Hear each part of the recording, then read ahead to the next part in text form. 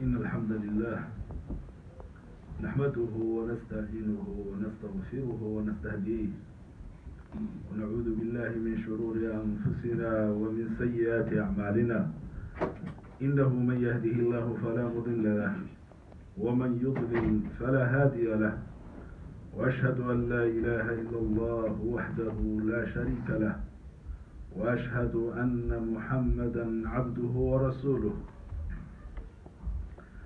يا أيها الذين آمنوا اتقوا الله حق تقاته ولا تموتن إلا وأنتم مسلمون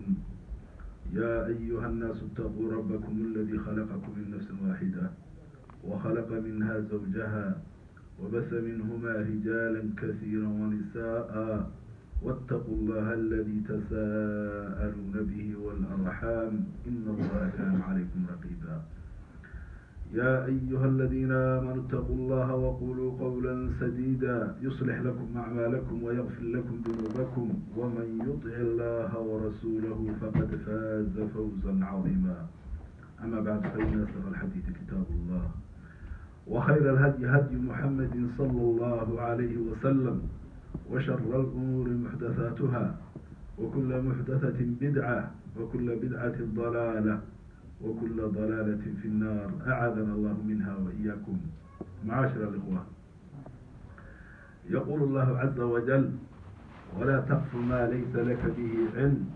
إن السمع والبصر والفؤاد كل أولئك كان عنه مسؤولا. ولا تقف بمعنى لا تقل أعلم فيما لا تعلم، ولا رأيت فيما لم ترى، ولا سمعت فيما لم تسمع. ولا تقف ما ليس لك به علم، لأن كل ما تسمع أذنك وكل ما تقول من لسانك سوف تسأل أمام الله عز وجل، سوف تحاسب إن خيرا فخيرا وإن شرا فشرا. ويقول الله عز وجل: ما يلفظ من قول إلا لديه رقيب عتيد. ما يلفظ من قول إلا لديه رقيب عتيد. كل ما يتكلم الإنسان ويخرج من بين فكيه سوف يسأل، لأن هناك رقيب حافظ عتيد مهيأ،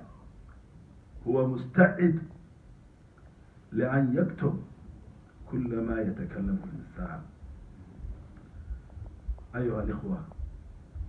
فاللسان ذو حدين، ذو حدين، سيف صارم يقتلك إن لم تأخذ. لأجل ذلك قال النبي صلى الله عليه وسلم للصحابة: كف عليك هذا، كف عليك هذا، وأشار بلسانه. أيها الإخوة، ومن أقبح ما يقال الكذب، من أكبر الكبائر وأشد الذنوب الكذب التي يفتريها الإنسان بين يديه، يتخلقها، يتفلقها، يختلقها، يأتي من عند نفسه أو يسمع ثم يفشي وهو لا يبالي. أيها الإخوة، يقول النبي صلى الله عليه وسلم: إن الصدق يهدي إلى البر، وإن البر يهدي إلى الجنة، ولا يزال الرجل يصدق حتى يكتب عند الله صديقا، وإن الكذب يهدي إلى الفجور، وإن الفجور يهدي إلى النار، وإن الرجل ليكذب حتى يكتب عند الله كذابا، حتى يكتب عند الله عز وجل كذابا. أيها الإخوة، يقول النبي صلى الله عليه وسلم فيما رواه عبد الله بن عمرو بن العاص رضي الله عنهما: 4 من كن فيه كان منافقا خالصا. 4 من كن فيه كان منافقا خالصا، ومن وجد فيه خصلة منهن كان فيه خصلة من النفاق. إذا اؤتمن خان، وإذا حدث كذب، وإذا عاهد غدر، وإذا خاصم فجر. إذن فمن اجتمعت فيه هذه الخصال الأربعة فهو منافق خالص. ومن كان عنده واحدة أو ثلاثة أو اثنين فيه خصلة أو خصلتان أو خصائل من النفاق. وما هو يا ترى مآل المنافق؟ ما هو حاله؟ يقول الله عز وجل في مآلهم يوم المعاد: إن المنافقين في الدرك الأسفل من النار. إن المنافقين في الدرك الأسفل من النار. ويقول الله عز وجل: ولهم عذاب أليم بما كانوا يكذبون. ولهم عذاب أليم بما كانوا يكذبون. أيها الإخوة، كان النبي صلى الله عليه وسلم يسأل الصحابة بعد صلاة الفجر ويقول: هل رأى البارحة منكم رؤيا؟ فكان الناس يتحدثون أو يقصون ما يرون في الليل. فيوم من الأيام أخبر النبي صلى الله عليه وسلم أنه أتاه رجلان فانطلقا به. إذن فرأى رسول الله صلى الله عليه وسلم أصنافا من الناس، فكان فيهم رجل مستلقى إلى قفاه، وإذا هو رجل آخر واقف عليه بكلوب من حديد. ثم يأتي أحد شقي وجهه بهذا الكلوب، ثم يشق ويشرشر أحد شقيه إلى قفاه، ثم منخره إلى قفاه، ثم عينه إلى قفاه. ثم بعدما ينهي هذا الجانب يتحول إلى الجانب الآخر فيفعل مثل ما يفعل الجانب الأول، فما يفرق من ذلك الجانب حتى يصح الجانب الآخر كما كان، فيفعل مثل ما يفعل الجانب الآخر هكذا. إذن فبعد أن أخبر النبي صلى الله عليه وسلم أعمال هذه الأصناف، قيل للنبي صلى الله عليه وسلم: إن هذا الرجل هو الذي يغدو من بيته في الصباح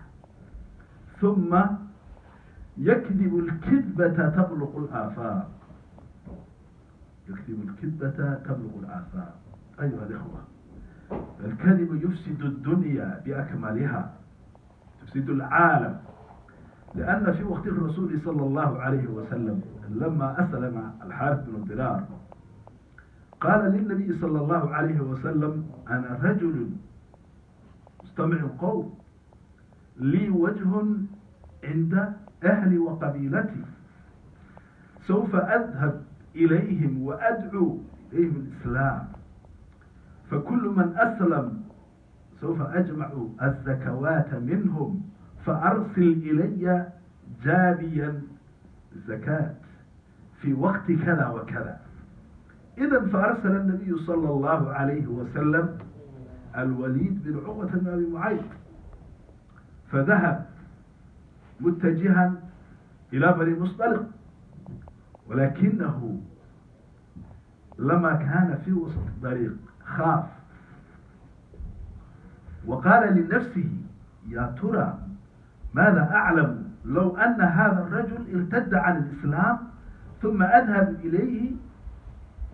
ناويا أن أجمع الزكوات ثم يقتله. إذن اختلق، صنع كذبا من عند نفسه، فرجع إلى النبي صلى الله عليه وسلم فأخبر أن الحارث بن الضرار أراد قتله وارتد عن الإسلام، فأرسل النبي صلى الله عليه وسلم جيشا لغزو بني المصطلق. إذا الحارث بن الضرار لما لم يجد خبرا من رسول الله صلى الله عليه وسلم ماذا فعل؟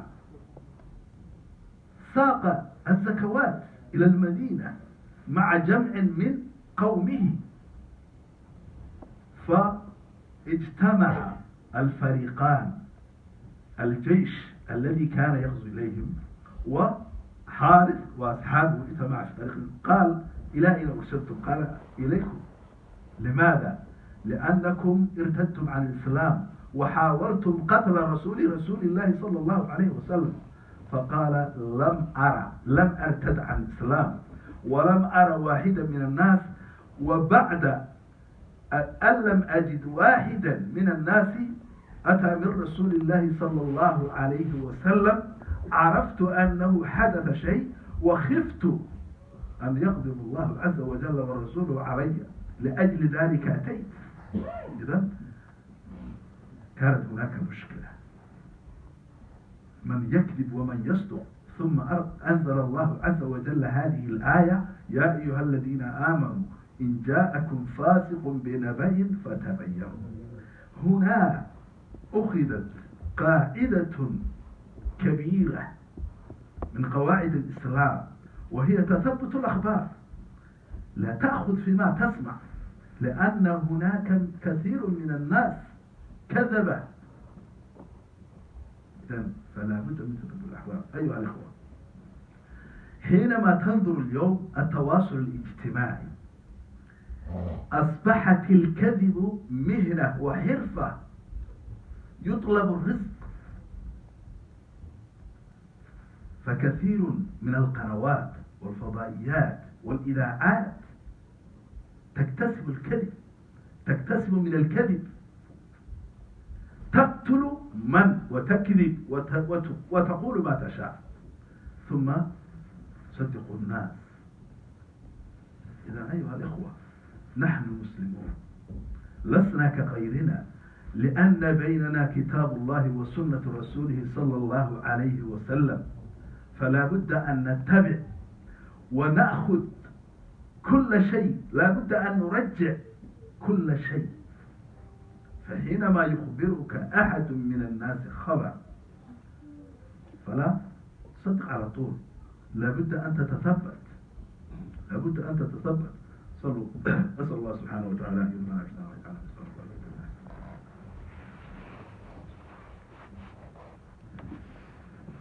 من الحمد لله رب العالمين، العاقبة للمتقين ولا عدوان إلا على الظالمين، وصلى الله وسلم وبارك على نبينا محمد وعلى آله وصحبه وسلم. أيها الإخوة،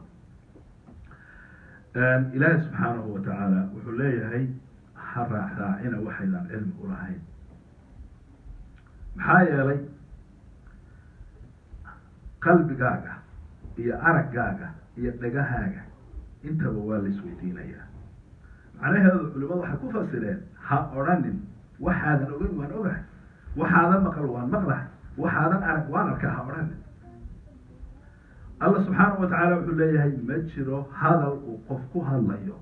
ilaa malag u diyaarsan oo waxba ka maqnayn, oo hal shay ayna ka baxsanayn baagtiisa, oo ilaahay soo dirsaday. waa la qorayaa wax walba, khayr iyo shar midkuu noqdo ayaa la qoraya.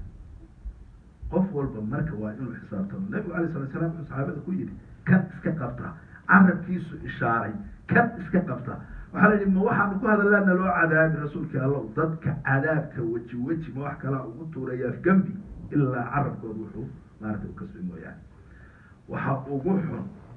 ee ugu dembi badan ee la sameeyo waxaa kamida beenta, adduunka kharibta, dadka isku dirta, yani waxa weeyaan wax aan jirin samaysa. nabigu calayhi salaatu wasalaam xadiis wuxuu ku leeyahay runtu wanaagga ayay dadka gaarsiisaa, wanaaguna jannadu dadka gaarsiiyaa, beentuna xumaanta iyo dembigay qofka gaarsiisaa, dembiga iyo xumaantuna cadaabka qofka geeya. cadaabka ayuu geeyaa qofkuna beenta iskama daayo ilaa ilaahay agtiisa loogu qoro beenaale ilaahay agtiisa beenaale haddii lagu qoro ka waran ya nabiga calayhi salaatu wasalaam habeenaha kamida ayaa lala guuray habeenkaas nabiga calayhi salaatu wasalaam saxaabadu subaxdii uga sheekeeyey wax dad badan oy soo mareen oona hadda waktigu ii saamaxay waxaa ku jiray nin qadaad u jiifa oo nin kale oo wata bahallaha saa usoo godgodan oo seefa manjo miyaa la yidhahdaa manjada oo kalea manjada beeraleyda beerta ku goosato saas oo kalea kalaabito waxaa bahallaha saa usoo godana hilibkana la sudhana waa la yidhahdaa taas oo seef ayuu haystaa wuxuu kaga surayaa daankaas qadaadku ku geyn halkaas sankuu ka suri qadaadku ku geyn ishuu ka suraya xaal ku geynaya markuu dhinacaasaa u garo dhinac kale u wareegi markuu kaas soo dhameeyo kii kale sidiisi baa lagu soo celinaya kii kale oo bogsaday buu ku noqo saasuu maanta o dhan u ciqaabaya xaggee la joogaa aakhare cadaabkeedii maha la soco waa barsakha xayaato nolosha adduunka markuu ruuxii ka tago ee uu dhinto qabriga uu ku jiro yaasaa loogu cadaabaya waxa weeye rasuulka ayaa weydiiyey oo yidhi maxay ahaayeen dadkan ninkan muxuu ahaa nabigu wuxuu yihi waa ninka aroortii gurigiisa kasoo taga ee been sameeye sheega dadka deetana saas ay beentii lagu maqlo ee dadka gaadha ninkaas saasaa loo cadaabaya aakharana ilaahay subxaanahu watacaala wuxuu leeyahay yani waxa weya qofka waxa uu sheegaya iyo qalbigiisa waxa ku jira ay kala laba yihiin waa munaafiq ya leanna nabigu wuxuu leeyahy alayh sala slam calaamaat lmunaafiq waxaa kamid a ya marka uu dadka u sheekeynayo been buu sheegaa marka uu dadka u sheekeynayo been buu sheegaa munaafiq calaamadiisa kamid ah qofka munaafiqa ana ilaahay wuxuu leeyahay ina almunaafiqiina fi darki lasfali min annaar beenaalu waa munaafiqna naarta dabaqyada u hoosaysu gelaya ilaahay wuxuu leeyahay waxaa loo cadaabay beentoodii beentii ay sheegayeen waxa qalbigooda ku jira waxay afka ka leeyihiin ayna islahayn ilaahay subxaanahu watacaala u cadaab ilahay saas u cadaab qofka muslimka ah marka waxa weeyaan waa inuu carabkiisa kantaro waa inuu is-og yahay wuxuu ku hadlayo lianna qofku hadduu calaamada beenta ah uu maaragtay iska laasimo maalinta hore qofku markuu sheego qalbigaa ololaya wuxuu isleeyahay isaguna aakharaba ka baqaynin aakhare markuu ka baqay wuxuu isleeyahay wani adduunka armaad ku ceebowdaa waxanaad sheegtay armay dadkii ku ogaadaan wax raad ma lehe wallowl baa dilaya ya alkadib riiba waa shaki socda qof ku beenaalahaya waa shaki socda maxaa qof walba wuxuu isleeyahay armuu ku yaqaanaa beentaada adduunkuubaa ku cadaabaya barsakhana sidanaa loogu cadaabi aakharana naarta meesha uhooseysa ayuu gelaya yani qofka beenta sheegay adduunkaa aad aragto dhan kharibaya xilligii nabiga calayh isalaatu wasalaam xaaris binu diraar oo nin oday ah oo qabiilka bani mustalif odayaashiida kamid ahaa ugaasyada kamid ahaa suldaanada yani wuxuu sameeyey nabigu u yimid wuu islaamay rasuulku heshiis la galay wuxuu rasuulkii allo waxaan ku noqonayaa dadkaygii bani mustalif baan ku noqonaya zakadaan ka ururinaya intaan islaamka u yeedho intii islaamtayaan zakadii ka qaadaya bishaas marka la gaadho iisoo dirnin wixii xooleen ka ururiyay soo kaxeey rasuulku calayhi salaatu wasalaam xilligii markuu soo dhow yahay ee ballantii la gaadhayo yuu nin u diray uu yiri u tag xaaris binu diraar iyo reer banu musdaliq xoolahay ururiyaan zakada ka soo kaxeen dhexda markuu maray ayuu cabsaday maskaxdiisa iyo shaydaan waxay u sheekeeyeen ninku sanad buu sii maqnaa nin diinta ku cusub buu ahaa ninkii bilow gaalow oo deetana markaa tagto madaxa kaa jira seed yeeshaa rasuulkii allo waan cabsaday hadduu odhan lahaa inkastoo saxaabada rasuulka da'digoodu cabsi ma ahayn inta rustum iyo hiriqle iyo loo diro ninka la odhan jiray waxay odhan jireen qaysar yay odhan jireen kolka la yidhaha orodoo u geeya waraaqdaas iyagoo hor taagan waxbana ayna ka qarin jirin marka haddii la diliya haddii kale mayna jeclayn marka waxaa dhacay dhexdu ka soo laabtay rasuulkii uu sheegay rasuulku aad bu uga xumaaday yani wuxuu sameeyey rasuulku marka dadku hadday islaamaan oy diinta ka noqdaan oy zakada diidaan waa lala dagaalan nebigu ciidan buu u diray calayh salaatu wasalaam ciidankii uu diray oo sii socda iyo ninkii oo intuu waayay cidna yidhi malaha ilaahay iyo rasuulkiisii baa kuu cadhooday oo dhib baad samaysay xoolihii ka soo ururiyey reerahoodii oo wada oo rag kalena la socdaan oo wafdi dhan ahoo xoolo badan soo ururiyey dad badanna ay islaameen iyo raggii duulaanka u socday in iyaga weeraraan u socday baa iska horiyey xaggeed u socotaan buu yidhi waxaanu u soconnaa adaanu kuu soconnay waad ridowday war wax mana ridoobin cid ii timidna ma laha markaan ogaaday inuu wax jiro yaana xoolaha soo kaxeeyey leanna waan ogahay rasuulka alle inuuna ballanta ka baxay waan ogahay rasuulka inuuna ballan ka baxay inuu wax jiro ayaan dareemay saasaan usoo kaxeeyey xoolaha nin rasuulku diray iyo nin kale oo rasuul saxaabi ahaa ayaa hadalkoodii isqaban waayo iska hoy xaalad adag baa taagan ilaahay subxaanahu watacaala ayaa marka aayadda soo dejiyey suurat alxujuraat yaa ayuha aladiina aamanuu in jaa-akum faasiqun binaba-in fatabayanu hadduu beenaala war idiin keeno qof yani waxaa ilaahay subxaana watacaala daacadiisi ka baxay oo ilaahay caasiyey oo been aan jirin sheegay hadduu idiin keeno warka cadaysta suga warkaas inuu raal leeyahay inuu been yahay qaaciido weyn oo waxaa meesha laga qaatay diinta islaamka la yidhaahdo iska hubinta warkan aada sheegayso yani waxa weeyaan run ma yahay mise been ma yahay warkana shaydaan iyo balaayaa rabtee warka adiga sidaadaba kaan faa'iido kugu jirin ee waxba aadan ka helayn aakhari adduunta hore ee dambi kugu onay inaad sheegto waxba kuma tabayo inaad ka aamusnaato leanna carabkaaga waxa ka soo baxa oo dhan xisaab baa ku taalla hadalka maxaad ku waday maxaad u tidhi maxaad ka faa'iidaysaa khala ku taalo inaad ka aamusto ayaa loo baahaya ikhwaani maanta beentu waa mihnado laga shaqaystay noqotay dad baa kasab ka raadsada oo noloshooda dhan ku tabaca oo kaa anigaa xabaashiisa ku tukanaye adigu ii dhibahasha odhanaya ya idaacadaha iyo dadka meelaha ka qaylqayliya iyo tiifiyo iyo waxaasoo dhan waxaa jira shaqadooda ay tahay inay been sameeyaan oo xirfad muxtarifiin ku ah oo qofkaas in shaksiyadda laga dilo in qofkaa la caayo in qofkaa la dhaleeceeyo in been aan jirin inta la abuuro dadka loo tuuro oo shaaricul caamka laga dhaadhiciyo waxaan oo dhan waa xirfado adduunkan gaaladu iyo idaacadahoodu qabsatay inta muslimiin ihina ay macalimiinta u yihiin ay daba socdaan iyaguna ay isleeyihiin kuwana idinka fiican marar badan waxaa dhacaysa in qofka muslimka intuu ku hungoobo qofka bini aadamkaana yani ku diin yaqaana iyo kunaan aqooniba qalbigiisu mar walba inta ilaahay loo xusuusiyo ee loo sheego ayay qalbigiisu qoryaananaya qofka caalimka ah hadduu meel cidlaa isku xidho uu keligii adduunye ku mashquulo waxa dhow iloobaya yani caalim iyo culimana yani waxaa laga yaabaa ninkani diintan uu garanayo inuu marar badan kaga duwanaado laakiin ilaahay subxaanahu watacaala qaybintiisa iyo taqwadiisa iyo jeclaanshihiisa yani waxa weeyaan alla subxaanahu watacaala qof walba u arkaa boqolaal iyo kumanaan iyo malaayiin aan diin garanayn baa ka cibaado fiican oo ilaahayna uga dhow kumanaan caalim taas uga dhow bal dadka loogu hor cadaabaya waxaa kamid ah ruux diintii garanaya xaafid lqur'aana jihaad ilaahay ku jiray oo haddana been ka sheegay qofka muslimkaa marka maalmaha aynu nool lahay waxaa laynaga rabaa in aynu war nafteenna meel aynu u dayno nafteenna aynu meel u dayno berri baad dhimanaysaa qof walba adduunya macno male been wax ka xun ma laha been waa camalada ugu xun alaa lacnatullahi cala alkaadibiin yani waxa weeyaan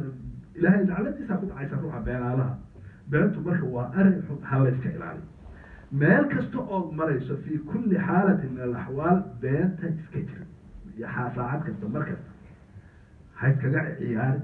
ha u malaynin inay maaragtay wax saaran tahay waxyaalaha ugu xubay kamid tahay sallu wasallim cala muxamed rabbil caalamiin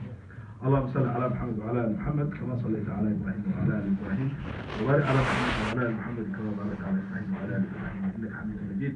وارض اللهم عن الخلفاء الأربعة أبي بكر وعمر وعثمان وعلي وعن سائر أصحاب رسول الله وعنا معهم. اللهم يا مقلب القلوب ثبت قلوبنا على دينك. اللهم يا مقلب القلوب ثبت قلوبنا على دينك. اللهم يا مقلب القلوب ثبت قلوبنا على دينك.